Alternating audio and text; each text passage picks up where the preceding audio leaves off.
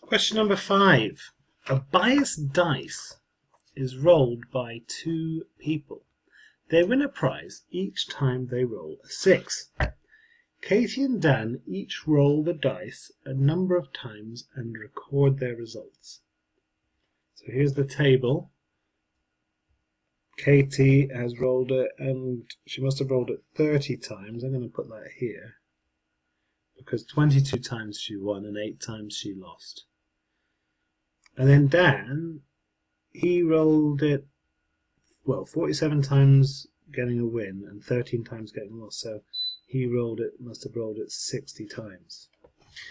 And actually there are 3 different estimates for winning that I can have. I can have Katie's estimate. Okay, so Katie's estimate of winning is, if she just took her information, her estimate for winning would be 22 out of 30. You could simplify that to 11 out of 15 if you wanted.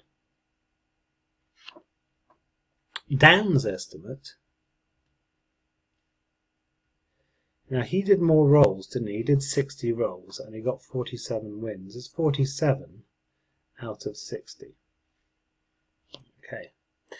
Now the other estimate which you could have, which I don't think many people used at all, was if you added up Katie and Dan, because they're rolling the same biased dice, okay, the same dice.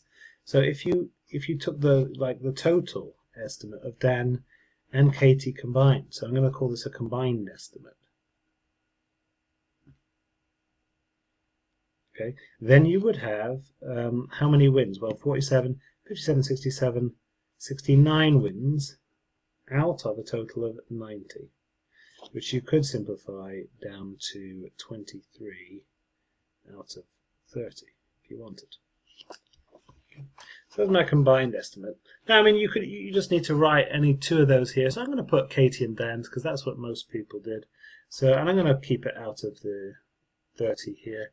Doesn't say to simplify as far as possible. So 22 out of 30 and 47 out of 60.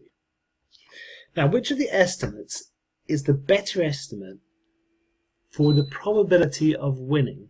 Give a reason for your answer.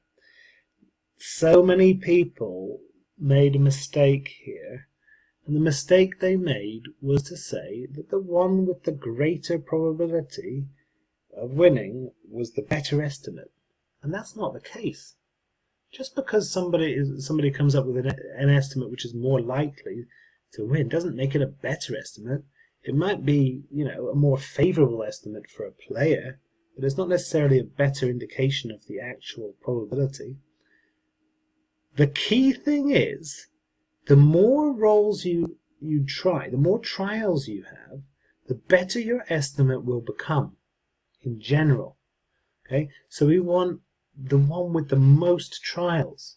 So in this case, Dan's estimate is better because it's out of 60 trials, so it's more likely to be more accurate.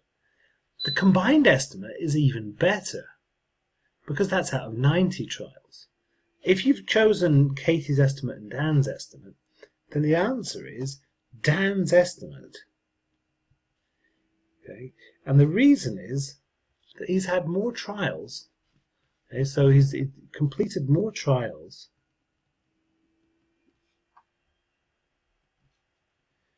So his answer is more likely to be accurate.